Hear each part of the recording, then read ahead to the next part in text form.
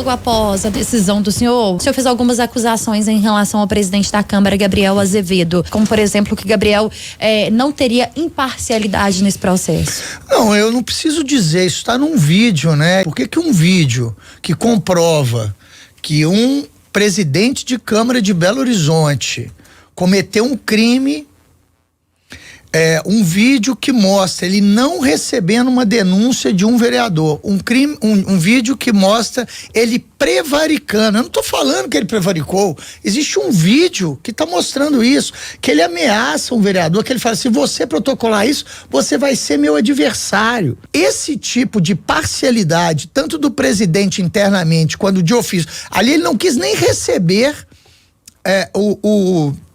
a denúncia do vereador, do ex-vereador Carlos Henrique em cima do vereador Ciro. E terça-feira de manhã já estava arquivado o processo de um aliado político dele, o vereador Ciro Pereira. Então, a gente viu, na Câmara Municipal nós temos um processo político. Ontem, aqui no Café com Política, ele fazia uma denúncia a um vídeo que ele divulgou, onde esse ex-vereador fala com o senhor que vai entrar com um pedido aí de abertura de processo de cassação do mandato de Ciro Pereira, que é o vereador de Belo Horizonte. Em menos de 24 horas, a Procuradoria da Câmara decidiu não abrir esse processo. Segunda-feira eu estava recebendo um ex-presidente da Câmara por volta das 11 horas da manhã, quando invadiu a minha sala o ex-vereador Carlos Henrique. Enquanto vereador, tinha o seu salário e comprou apartamento, carro, em resumo, se endividou todo. Tá quebrado, tá numa situação financeira muito difícil e queria ajuda. O prefeito Fuad tá precisando se relacionar melhor com a Câmara. E uma dica que eu dei pro Fuad é que ele deveria contratar ex-vereadores para fazer esse trâmite, como ele fez com a Luzia Ferreira. O nome do Carlos e de outros tantos, eu falei, olha, são opções. E ele queria muito esta ajuda, porque ele está em dificuldades financeiras, inclusive. Ele me procurou, falou, olha, ou eu vou conseguir alguma coisa para trabalhar, ou eu vou partir para cima do Ciro, para pegar a vaga dele. Falei, isto não é o caminho.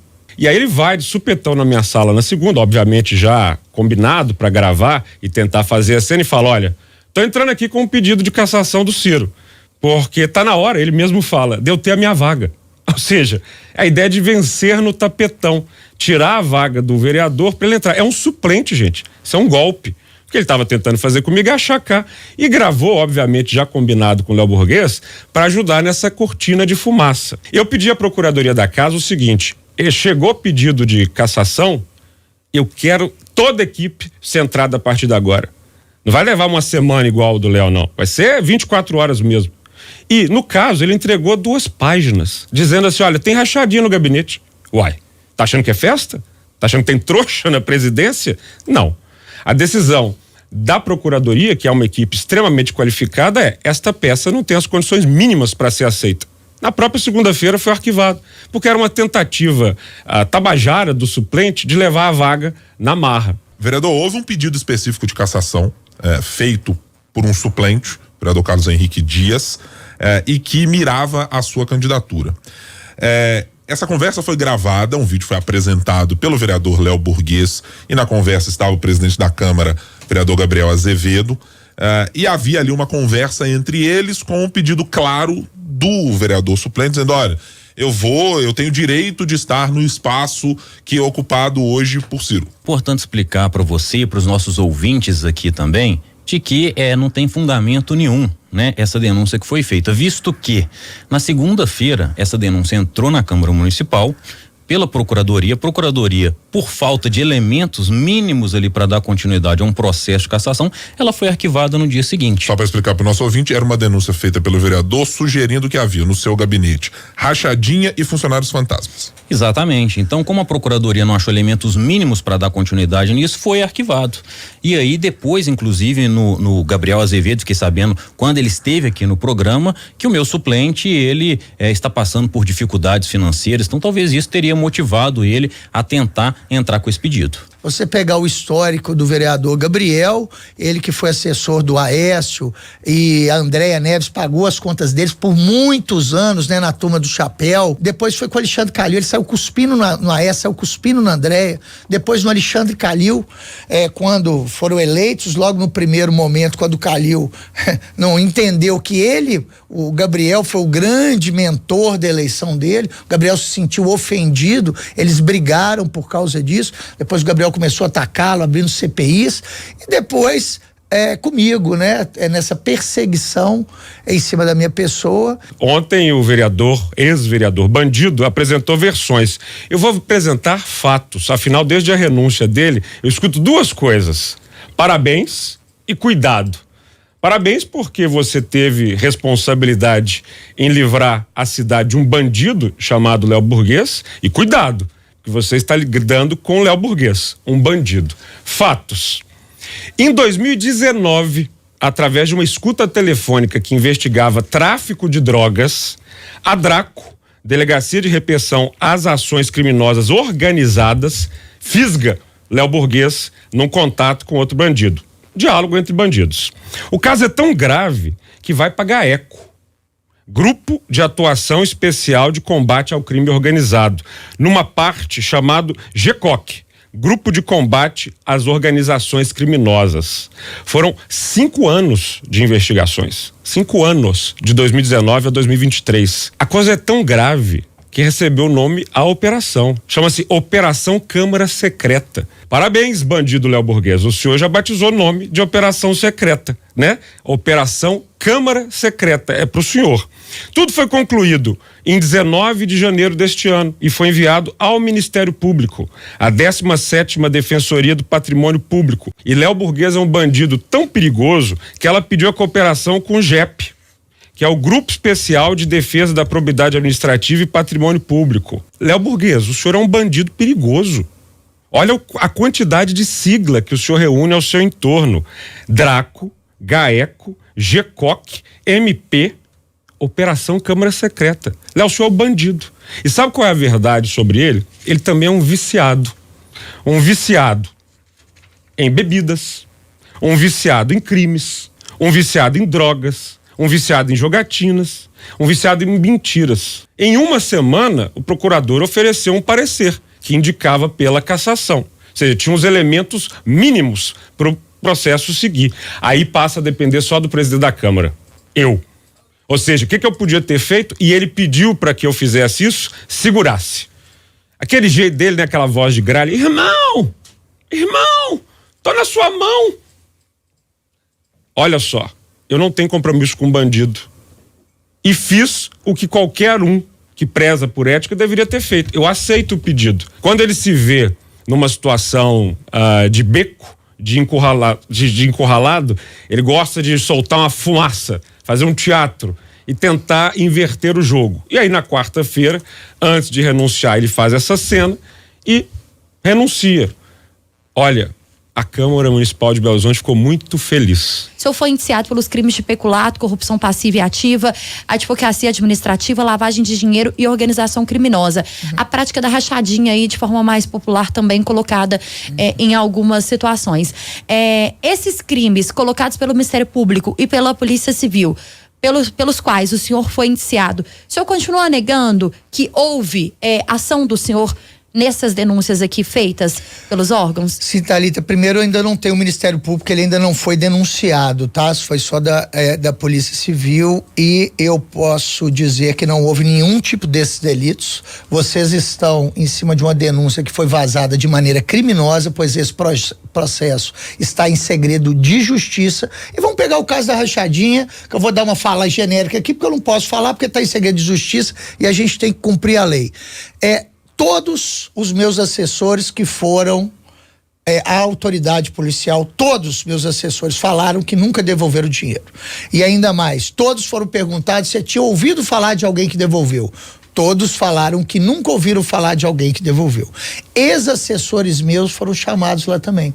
Todos os meus ex-assessores também falaram que nunca devolveram dinheiro.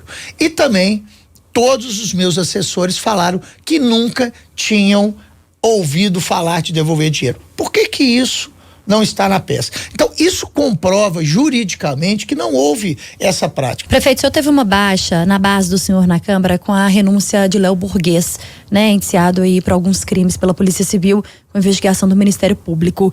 E o vereador Gilson Guimarães, da Rede Sustentabilidade, teria dito que pode deixar também a base do senhor junto a outros vereadores que a compõem.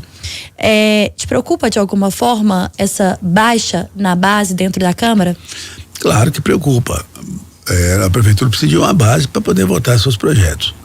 Mas eu entendo que a saída do vereador Léo, a decisão dele com o problema que surgiu, e isso não tem jeito. A candidata que assumiu, né, a vereadora que assumiu, já votou contra a gente nas primeiras votações, mas eu respeito a decisão dela, ela tem que tomar essa decisão.